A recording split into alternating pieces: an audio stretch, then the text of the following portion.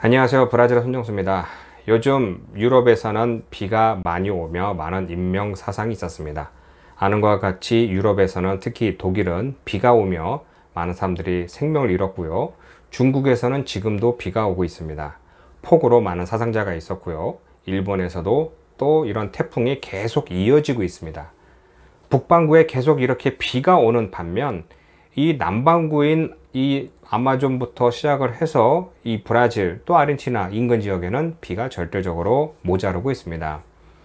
원래 이 남미 지역의 비는 대서양에서 아마존 지역을 지나 또 안데스 산맥을 부딪히면서 이 남쪽으로 내려오는 그런 바람이 있습니다. 그 바람을 타고 습기가 지나다니며 비를 뿌려줘야 되는데 이게 몇 년 전부터 라니냐라고 하는 이런 기후 현상으로 인하여 이 남쪽에서 이 바람이 세게 들어오면서 북쪽에서 내려오던 이 바람이 남쪽까지 내려오지 못하는 것입니다. 그러다 보니 비가 이쪽으로 내려오지 못하는 현상이 지금 이어지고 있습니다.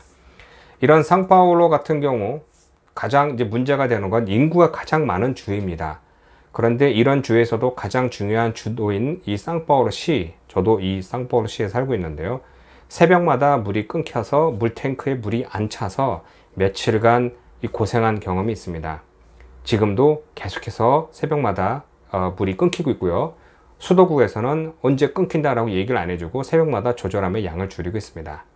이 주위에 있는, 그러니까 시에서 30km 정도 떨어져 있는 시 외곽 지역의 사람들은요, 3, 4일간 물이 안 날 때도 있다고 합니다. 그러면 씻지도 못하고 먹지도 못하고 삶이 무너지는 것이죠.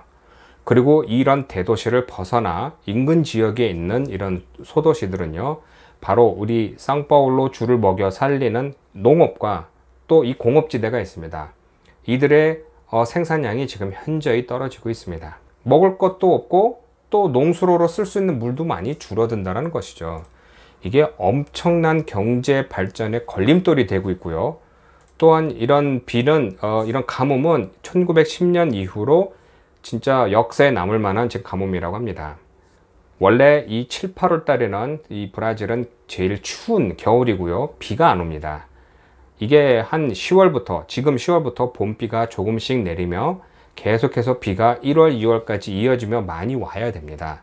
그렇지만 오래전부터, 제가 본 한 20년 전부터 비가 점점 줄어들며 강물도 줄어들고 저수지 물도 줄어들며 이 정말 위협적인 그런 상황까지 간 것입니다. 물은 보통 저수지에는 100으로 찼을 때 100이 아닌 7, 80 정도 꽉 차 있으면 이게 어느 정도 돌아갑니다. 그런데 이게 지금 위험한 수위는 50을 줄어 지금 한 30% 정도밖에 안 됩니다. 일부 지역에서는 14%밖에 안 되는 겁니다.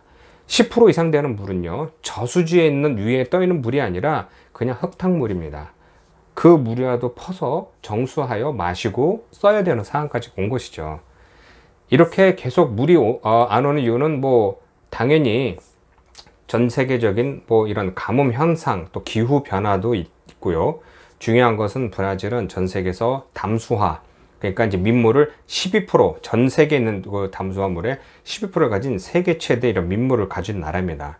이런 나라에서 비가 들어오고 물이 모자란다는 것은 굉장히 충격적인 그런 상황입니다. 또 이 모자란 물을 어떻게 정수하여 사람들한테 보내주는데요. 그 중에서도 보내는 물의 한 37%는 중간에 없어진다고 합니다. 관이 오래되었던가, 밸브가 오래돼서 물이 샌다라든가, 아니면 또 사람들이 일부러 훔쳐간다라든가, 여러 이유로 인하여 37% 되는 물이, 깨끗한 물이 소비자한테 가지 않고 없어진다라는 것이죠. 또한 우리가 잘 아는 것과 같이 이 깨끗한 물은요, 만약에 1000리터 되는 물에 1리터에 되는 기름만 넣어도 식수로 사용할 수 없을 정도로 굉장히 민감합니다. 근데 이것을 제대로 관리를 하지 않으면, 그러니까 즉 오염수가 섞이지 않아야 되는데 오염수, 식생활에서 만들어지는 하수가 바다로 강으로 이제 흐르게 되면은 그 강이 오염되는데, 지금 현재 브라질의 가장 큰 문제가 이런 하수구가 제대로 되지 않아서 식수가 오염된다는 그런 문제가 있습니다. 또한 지금과 같이 계속해서 이런 가뭄이 지속되고 있자 과학자들은 정부에게 건의를 하여 이거 대책을 세워야 됩니다. 이것을 빨리 무엇인가 준비를 해야 됩니다 라고 하는데, 정부는 이것을 빠르게 대응을 하지 못하고 있는 것입니다. 당장 지금의 실적이 나오는 것이 아니기 때문에 이 투자에 주저하는 것이죠. 그 첫 번째 중에 하나가 당연히 물을 깨끗하게 살 수 있는 이런 정화 이런 시설이라든가, 아니면 또 하나는 이 물을 하수를 이제 제대로 정비를 해야 되는데 그런 걸 하지 않았고요. 또한 이 브라질 같은 경우에는 제가 알기로 세계에서 이 지하수가 굉장히 많은 것으로 알고 있습니다. 특히 이제 브라질과 남부 지역에, 또 파라과이, 아르헨티나 이쪽 지역에 있는 이런 지하수는 아주 오래전에 들은 이제 이야기인데, 아마 뭐 미국인 전 국민이 한 100년간 먹을 물이라고 합니다. 그러다 보니 이런 물이, 지하수는 많고 원래 물이 많은 건데 제대로 정비를 안 해서 오염되고 있고, 또 무분별하게 물을 다 퍼내다 보니 이게 계속 오염되고 있는 그런 상황입니다. 그러니까 정부는 이걸 어느 정도 정비를 해서 이런 미래를 위하여 관리를 해야 되는데, 그럴 능력이 지금 많이 떨어지는 게 시간과 돈이 많이 들어가기 때문에 지금 제대로 이해를 못하고 있고요. 기후학자들은 이걸 빨리 지금이라도 캡처해서 지금 투자를 해야 된다. 그러지 않으면 우리가 앞으로 물이 모자랄 수도 있다라고 하는데요. 물이 모자라는 것은 마시는 것뿐만 아니라 당연히 생산에 필요한 농업에도 큰 타격을 입히는 것입니다.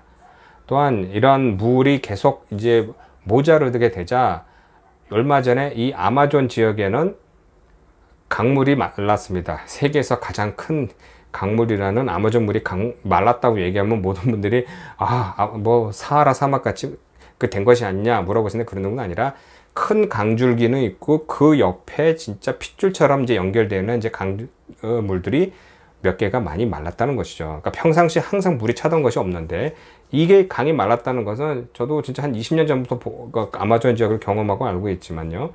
그쪽 지역에서도 인도어들이 야, 이런 거 처음 봤어, 내가 70살인데 이거 처음 봤어 라고 할 정도로 가뭄이 지금 일어난 것이고요. 또 얼마 전에는 반대로 그쪽 지역에 역사상 70년 만에 뭐 최고의 또 이 물이 불어나면서 이 강물이 넘쳐서 또 피해가 있었다고 합니다. 그러니까 평상시에 아마존 강물은 이제 6개월 단위로 이제 10m 차이로 높았다 내렸다 하는데요. 이게 갑자기 너무 최저로 내려갔다가 이제 최고로 올라가는 등 이 기후 변화가 너무 빠르다 보니 사람들이 이제 적응하기 힘들다라고 하는 것입니다. 또한 얼마 전에는 또 이과수 폭포 2019년부터 계속해서 이런 물이 모자르며 이과수 폭포에 놀러 가신 분들이 아니 세계 최대 폭포라는데 물이 어디 갔느냐 뭐 이렇게 자조적인 이런 말씀하신 게 있었는데요. 지금도 계속해서 물이 모자라는 것은 당연히 요즘 같은 이런 가뭄 시절, 그러니까 비가 안 오는 시기에는 물이 줄어드는 것도 있습니다. 또한 예전에는 이 이과수 폭포까지 가는 이제 인근에 있는 이 강줄기에 그냥 농사만 짓는 이런 농업하는 사람들만 있었는데요. 이제는 그곳에 많은 기업들이 들어가면서 이게 물이 없을 때를 대비하여 중간에 물을 많이 빼갑니다.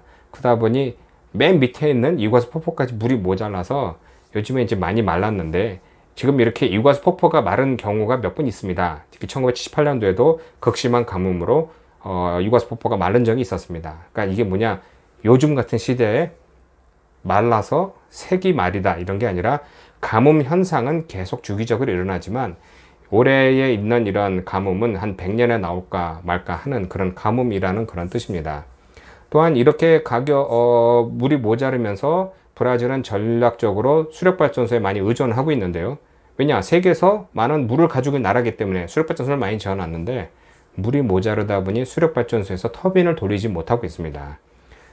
이과수 폭포에서도 근처에 있는 이따에프 댐이라고 있는데요. 이곳에서도 이런 수력발전소를 지어서 브라질과 브라질과 파라과이에서 서로 이제 전기를 나눠 쓰게 되는데요. 이게 당연히 생산비가 2016년도와 비교해서 거의 한 30% 줄어들고 있습니다. 왜냐? 물이 모자라니까 이 터빈을 모두 돌리질 못하고 있는 것이죠. 그러다 보니 생산비는 올라가고, 또한 이런 생산량은 줄어들게 되고, 그러니까 이게 모자라는 전력으로 인하여 또 일부 지역에서는 계속해서 이제 블랙아웃 현상이 일어나고 있는 것이죠. 그래서 지난 6월 달에 한 차례 50%에 되는 이런 전기요금 인상이 있었습니다. 그러니까 이제 전기요금 인상이라고 하면은 소비자 가격이 오른 것이 아니라 이제 기본 요금 중간에 오는 이제 도매 가격이 오른 것인데, 이번에 또 50% 오른다고 합니다. 왜냐? 수력발전소를 못 돌리고 있으니까. 어쨌든 이런 현상으로 인하여 브라질은 물이 모자라서 뭐 생산비도 올라가고 사람들이 마실 물도 없고 또 전기도 모자라는, 이게 엎치고 덮친 대로 이제 계속해서 지금 일어나고 있고요. 이게 하루아침에 해결될 건 아니고 비가 계속 와야 되는데 안 오고 있습니다.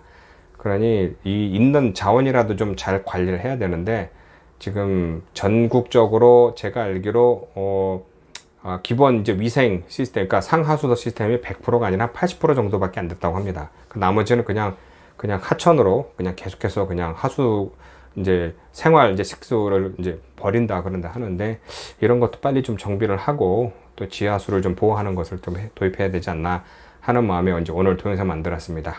다음에 또 좋은 소식이 있으면 그것도 주제를 또 만들어 여러분에게 인사 올리겠습니다.